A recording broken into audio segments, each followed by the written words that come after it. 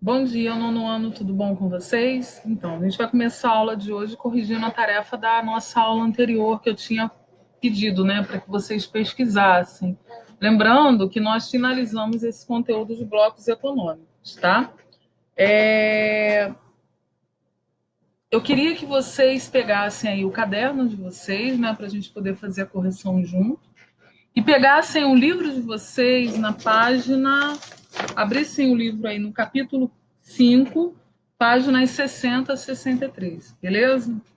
Então, para a gente fazer essa correção, né? A primeira pergunta que eu coloquei foi por que a Venezuela está temporariamente suspensa do Mercosul? Primeira coisa que vocês têm que lembrar é o que é o Mercosul. Lembra que eu falei para vocês? É um bloco econômico composto por países da América do Sul. O Brasil está inserido nesse bloco econômico, que tem como característica básica, lembra que eu falei? União aduaneira, né? É a ideia de circulação de produtos e a TEC, que é a tarifa externa comum, é a redução dessa tarifa externa para produtos que circulam dentro desse bloco. Mais uma vez, é importante estar no bloco econômico por conta da economia. Não dá para pensar no mundo globalizado sem essa junção desses blocos econômicos, desses países, perdão, formando blocos econômicos. Mas por que a Venezuela está temporariamente suspensa? Ela está desde 2016 fora, né, do Mercosul por conta de problemas relacionados aos acordos. Eles não cumpriram com os acordos do Mercosul. Portanto, existem regras, né, normas e regras quando você faz parte de um bloco econômico. Eles tiveram problemas em seguir essas regras, eu creio que vocês tenham encontrado essa mesma resposta. Eles tiveram problemas seríssimos em seguir essas regras e, por isso, o bloco se uniu e achou por bem suspender a Venezuela do Mercosul desde 2016. Então já tem 4 anos aí que ela está suspensa. Segundo informações de estudos relacionados a essa reintegração à Venezuela no grupo do Mercosul, não há o mínimo interesse em colocá-los novamente, já visto todo o problema socioeconômico que eles estão vivendo. Então, essa é a resposta da primeira. A segunda pergunta está: quais os maiores problemas enfrentados pela Venezuela? É, pelo fato dela estar ausente desse bloco econômico, né? Então, lembrando que quando a gente está no bloco econômico, a gente tem troca comercial. Se você está fora desse bloco, você não troca. Lembra que eu falei para vocês? Redução de tarifa alfandegária. Esse é um dos maiores princípios e dos maiores interesses quando os países se unem.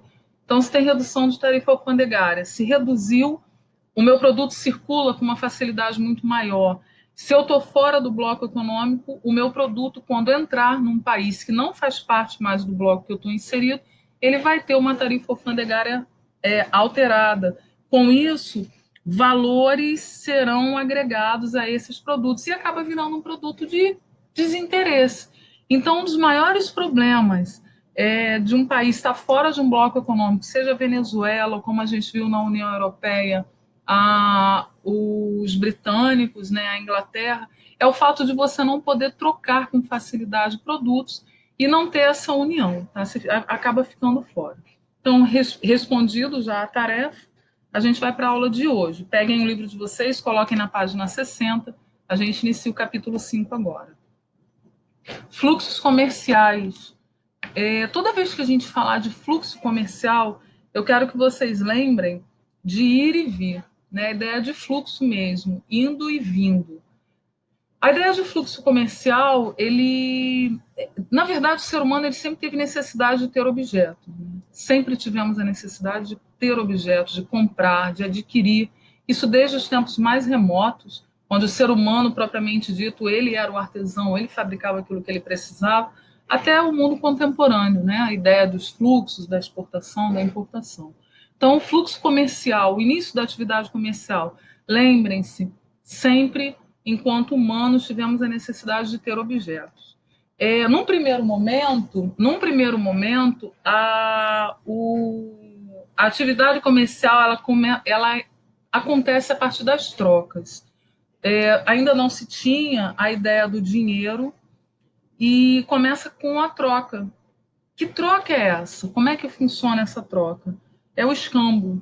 Né? Eu acho que vocês já aprenderam lá no quinto aninho, no sexto aninho, nas aulas de história, o termo escambo. Escambo é troca. Então, o ser humano ele não tinha a ideia ainda da moeda, né, do lucro da moeda, mas ele sabia que ele tinha o produto que ele fazia, porque ele era artesão, ele fazia e ele precisava de outros produtos. Então, como é que ele fazia? Era o seguinte: eu tinha. Vou trabalhar com o objeto que vocês têm na mão. Eu tinha uma caneta, o colega tinha um estojo, ou uma lapiseira, não importa. Mas não existia a ideia da moeda ainda. Como é que se trocava? Como é que acontecia esse fluxo de produtos? Eu levava o que eu tinha e que, de uma certa forma, já não queria mais, e o outro trazia o que ele também não queria, a gente fazia essa troca. Só que nessa troca, nesse primeiro momento desses fluxos comerciais, a moeda, o dinheiro, ele não era utilizado, beleza?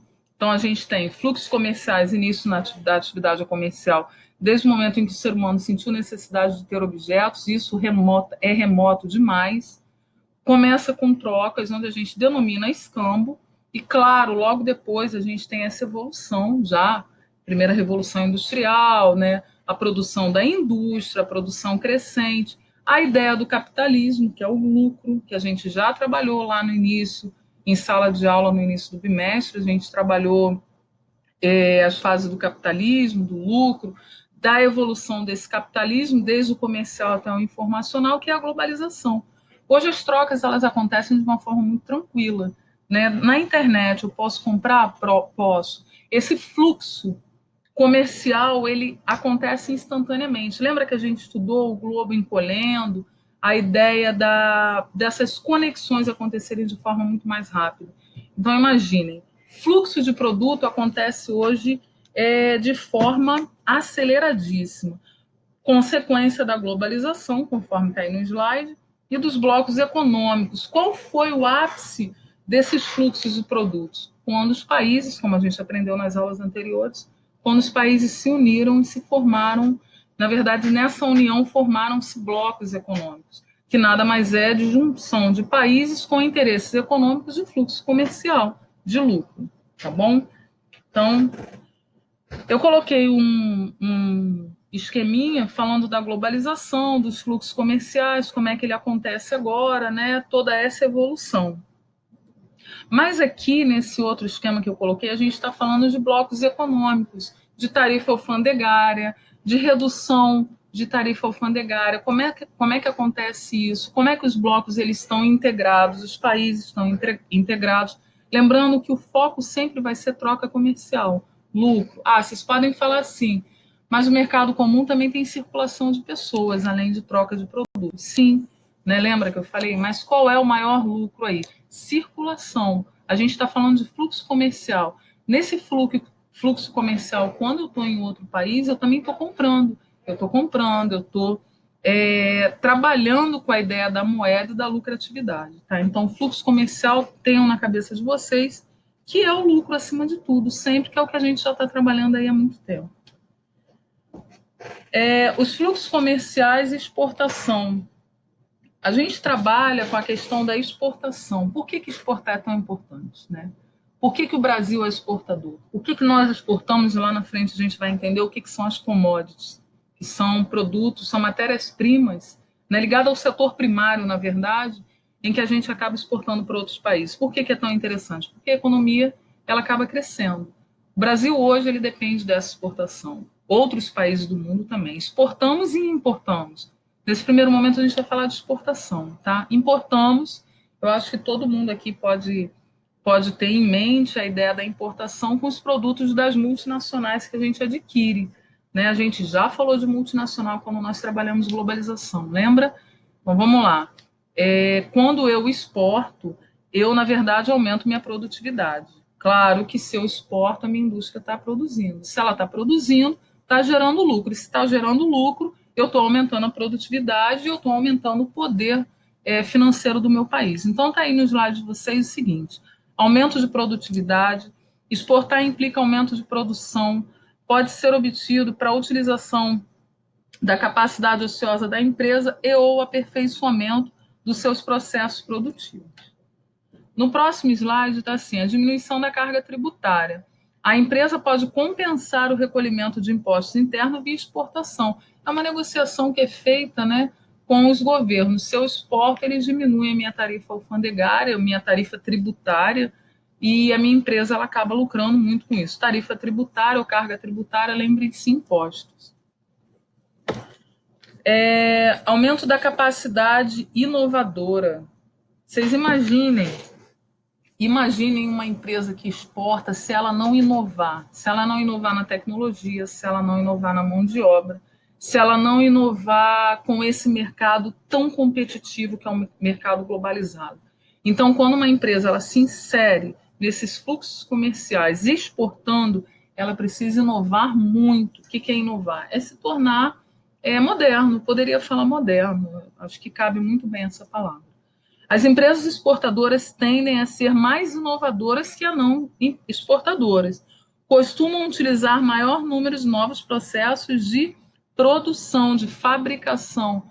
Quais são esses novos processos? Tecnologia. Né? Cada dia que passa com esse link da exportação para o mundo inteiro, e o Brasil inserido nisso, a gente tem que evoluir aí cada dia mais nessa tecnologia que é do capitalismo informacional, que é da revolução técnico-científica informacional, que nada mais é do que a globalização. O aperfeiçoamento dos recursos humanos. Vocês imaginem uma empresa que exporta, que não aperfeiçoa a mão de obra dela. Ou, quando a gente fala de recursos humanos, pense em trabalhador. Né? As empresas exportam destacam-se na área de recursos humanos, pois costumam oferecer melhores salários, costumam oferecer tecnologia de ponta, costumam oferecer cursos para aperfeiçoar a sua mão de obra, até porque se eu exporto, eu produzo muito. Se eu produzo muito, isso quer dizer que a minha indústria está num processo crescente. Lembra que a gente falou que na terceira revolução industrial a gente não tem mais muito o toque do ser humano na produção, né? A gente já trabalhou isso, o toque do ser humano, esse pôr a mão na massa mesmo, ele tem um outro olhar. Na verdade, hoje, de apertar botão.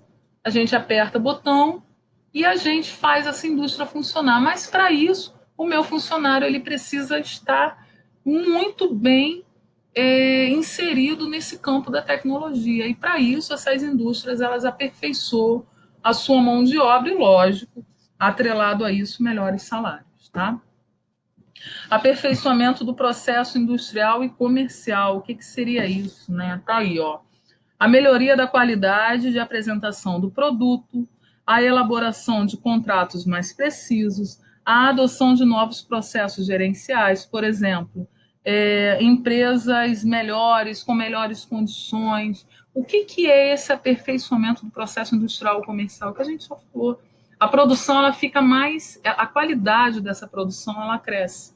Existe um processo de qualidade, de olhar para essa qualidade desse produto. Não é mais um produto feito a grosso modo, né? Aquele produto que não tem uma tecnologia. Hoje em dia, você exporta junto com a sua produção produtos atrativos de tecnologia, senão você vai ficar à margem, você não vai vender produto. Se no mercado entrar um produto desse fluxo de comercial, um produto que não vai gerar interesse ao comprador, esses fluxos não vão acontecer. Então, eu preciso fazer com que o meu produto seja atrativo. Tá? A exportação assume grande relevância para a empresa, por ser o caminho mais eficaz para garantir o seu próprio futuro em um ambiente globalizado, cada vez mais competitivo. Se você não entrar enquanto dono de empresa, e a gente vai falar muito isso sobre economia, sobre circulação de produção, circulação de capital. Se eu não me tornar atraente nesse mundo globalizado com a minha produção, ela fica para trás, né? Para o Brasil, a atividade exportadora tem também importância estratégica, pois contribui para a geração de renda e empregos. Lógico, se eu exporto bastante, a minha empresa ela vai produzir mais, logo eu vou precisar de uma mão de obra. Se a minha mão de obra, se a minha exportação ela é grande e a minha produção é crescente, claro que eu vou ter máquinas trabalhando, mas eu vou precisar de um número de pessoas, né, de seres humanos mais qualificados, e a ideia da qualificação, né, muito maior. Contribui para a geração de renda e emprego, para a entrada das divisas necessárias no equilíbrio de contas externas e para o melhor desenvolvimento econômico. Tá? Então, o Brasil ele é exportador, não esqueça, nós somos, claro, num primeiro momento fala-se muito em agrário exportador ou agroexportador, mas hoje nós não exportamos só matéria-prima, como lá quando a gente aprendeu a primeira divisão internacional do trabalho, que países subdesenvolvidos só exportavam matéria-prima, que era o interesse da metrópole, hoje não. Hoje países como o Brasil exportam sim tecnologia, hoje nós já temos esse hoje a gente já pode falar que nós estamos no caminho aí de ascensão. Hoje a gente já está exportando tecnologia, tá bom? Bom, eu queria que vocês anotassem a tarefinha de vocês para a nossa próxima aula, que mais uma vez vai ser o desenho da aula, né? Que a gente vai trabalhar. Que é qual a importância do comércio para a economia do nosso país, qual a importância do comércio. Sem comércio, será que a gente tem uma economia interessante, relevante? Eu quero que vocês pesquisem isso. E por que a geografia trabalha as relações comerciais? Parece, sim, estranho. Vocês falarem, caramba, geografia, eu estou aprendendo economia, relação comercial, fluxo comercial. Por que isso? Porque tem tudo a ver com o conteúdo, lembra? Primeiro conteúdo que nós trabalhamos, globalização. E quem trabalha a globalização é a geografia. Então, dentro da ramificação da geografia, a gente tem a geografia econômica ou geoeconômica, em que a gente trabalha, sim, todo esse processo de economia, de fluxo comercial, exportação, importação. Mais à frente a gente vai entender um pouquinho o que é bolsa de valores. Então, a geografia trabalha isso, tá bom? Então, não se assustem, é um conteúdo realmente muito relevante, muito pertinente ao ano que vocês estão estudando. Belezinha? Então, essas duas perguntas, e na próxima aula a gente faz a correção e continua aí o capítulo 5 de vocês, tá bom? Beijinho, meus queridos, fiquem com Deus, saudades de vocês, tá?